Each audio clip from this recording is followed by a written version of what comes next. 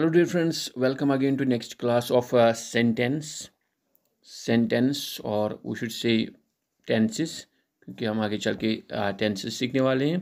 तो पहला जो इसका पार्ट 1 था इस टॉपिक का, तो हमने उसमें सीखा था सेंटेंस क्या है और प्रेडिकेट क्या है। वो दो चीज़ें तो क्लियर हो गई। दोबारा मैं वो एग्जांपल लिख लेता हूँ। यहाँ पे हमने वहाँ पे देखा था, हमने एक सेंटेंस लिखा था, वो था जुनैद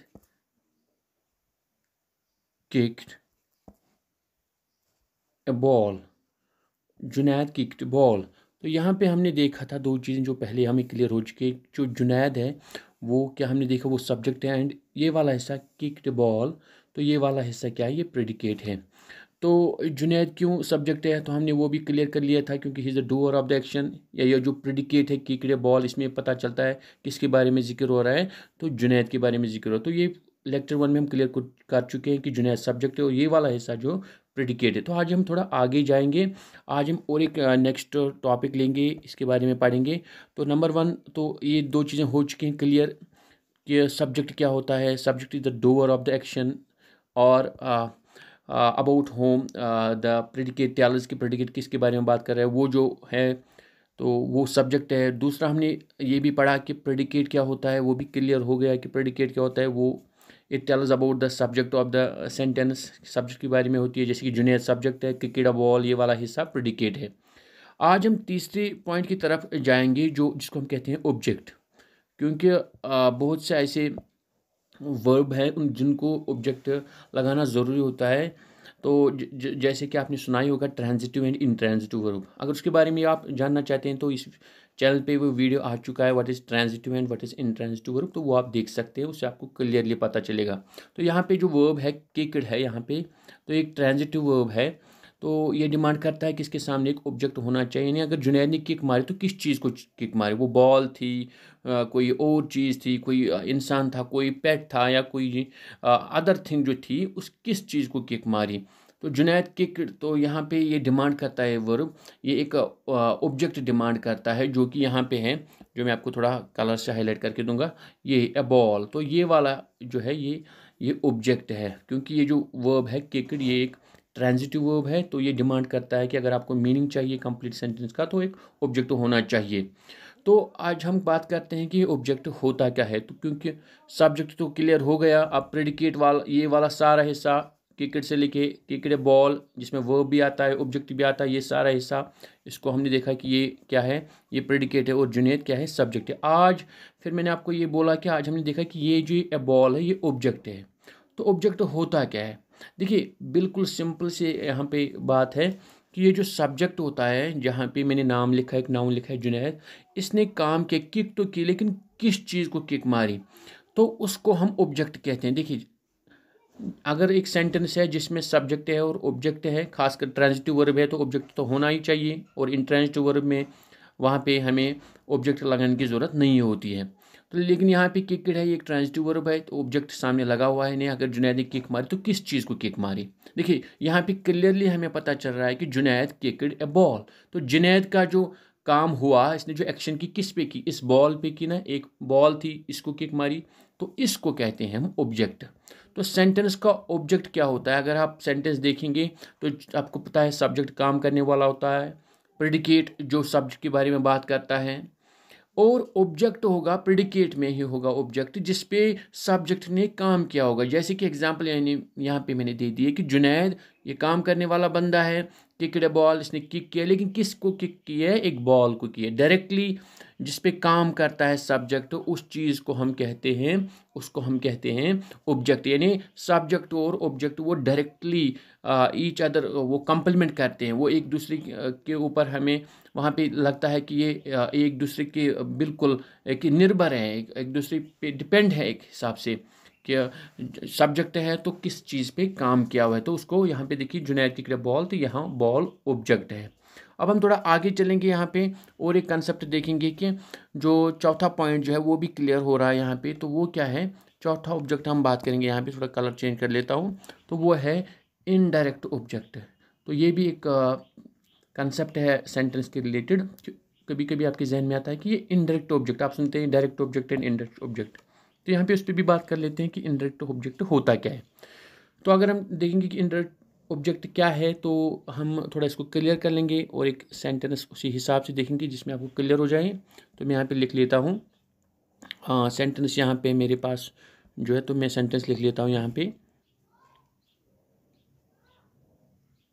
जुनैद gave रवि ए बॉल। जुनैद गेव रवि ए बॉल। तो देखिए यहाँ पे एक सेंटेंस है, यहाँ पे अगर आप देख सकते हैं क्लियरली, तो सेंटेंस में अगर देखिए यही वाला बंदा जुनैद, मैंने वही नाम ले लिया ताकि आपको थोड़ा इजी हो जाए, क्योंकि इस पे हमने पहली वाली एग्जांपल ले ली है। तो यहाँ पे काम करने वाला बंदा जो है जुनैद है, और गेव रवि ए बॉल ये वाला हिस्सा जो है ये प्रेडिकेट है दोबारा। तो ये वाला हिस्सा सब्जेक्ट है और यहाँ से लेके यहाँ तक जो हिस्सा है ये प्रेडिकेट अभी भी है।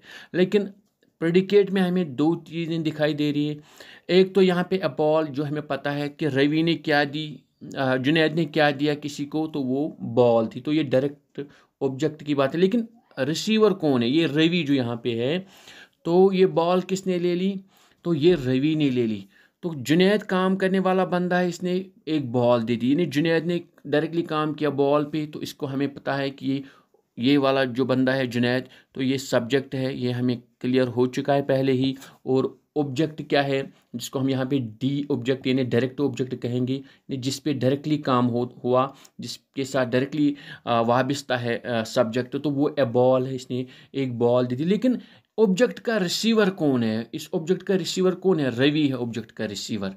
ये जो ऑब्जेक्ट है इसका रिसीवर रवि है, यानी इनडायरेक्टली फ़ायदा किसको मिला, रवि को मिला। तो इसको हम कहते हैं इनडायरेक्ट ऑब्जेक्ट।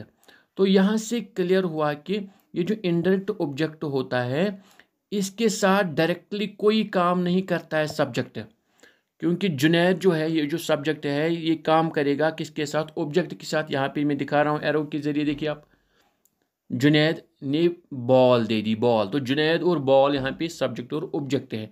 लेकिन मिली किसको ये बॉल, यहाँ पे मैं एरो और दिखाऊंगा, ये रवि को मिली। तो इसको हम कहते हैं ये इनडायरेक्ट ऑब्जेक्ट है। तो अगर हम थोड़ा इजीली मैं आपको अंडरस्टैंड करवाना चाहूँ यहाँ पे, तो सब्जेक्ट आपको क्लियर हो जाए, जो काम करने वाला बंद होता है, जिसके बारे में प्रेडिकेट में बात की गई होती है। और सब्जेक्ट क्या, ऑब्जेक्ट क्या होता है कि जिसके साथ सब्जेक्ट ने काम किया, डायरेक्टली उसके साथ रिलेट होता है, कंप्लीमेंट करते हैं एक दूसरे को।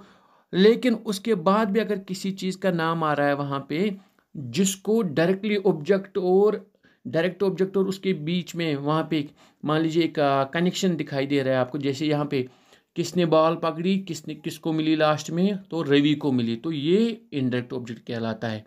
तो क्लियर यहाँ पे अब तीनों चीज़ें हो गई। तो एक तो नंबर 1 सब्जेक्ट, दूसरा है यहाँ से यहाँ तक हिस्सा जो है, अगर यहाँ पे थोड़ा अंडरलाइन, तो इसको हम क्या कहते हैं, इसको हम प्रेडिकेट कहते हैं। ये सारा हिस्सा जो है जो सब्जेक्ट के बारे में बात कर रहा है, जुनियर सब्जेक्ट है, गेव रवि बॉल, ये प्रेडिकेट है। लेकिन प्रेडिकेट में हमने और दो चीज़ें देखी। पहले तो ए बॉल देखा, यहाँ पे इसको मैं अंडरलाइन थोड़ा कलर चेंज कर लेता हूँ ताकि आपको क्लियर हो जाए।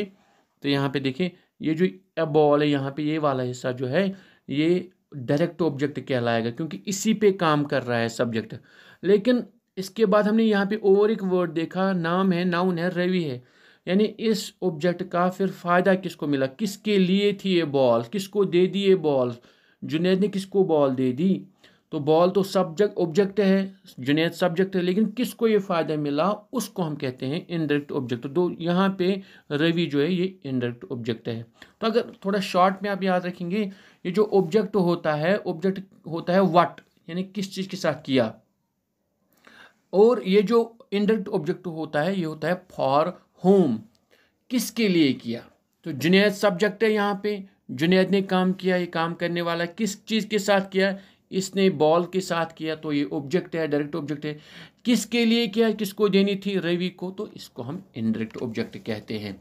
तो यहाँ से हमें क्लियर हुई 4 चीज़ें जो बेसिक हैं यहाँ पे एक सेंटेंस को सीखने के लिए, जो आगे चल के बिल्कुल आपको बहुत हेल्प करेंगी टेंसेस को समझने में, सीखने में बड़ी इजीली आप अंडरस्टैंड कर पाओगे। तो नंबर 1 क्या है, वो सब्जेक्ट है। नंबर 2 जो है वो प्रेडिकेट है, जो सब्जेक्ट के बारे में बात करते हैं। इसके बाद हमने डायरेक्ट ऑब्जेक्ट, नंबर 3 जो है, नंबर 3 वो कौन सा है, डायरेक्ट ऑब्जेक्ट। और इसके बाद नंबर 4 जो है इनडायरेक्ट ऑब्जेक्ट है। हालांकि यहाँ पे हमने बात की कि ट्रांजिटिव वर्ब और इंट्रांजिटिव वर्ब, क्योंकि वो एक अलग वीडियो बन चुका है what is transitive verb and what is intransitive verb, तो वो आप देख सकते हैं इसी चैनल पे, तो आपको वो भी क्लियर हो जाएगा। So dear learners, in this video it is enough. तो आगे वाले जो पार्ट होगा इस टॉपिक का जो हमने उठाया है sentence and then we are going to for tenses, तो आगे वाले टॉपिक में थोड़ा आगे बात करेंगे और टेंसेस के बारे में हम बात करेंगे। Till then take care, have a nice time, good bye.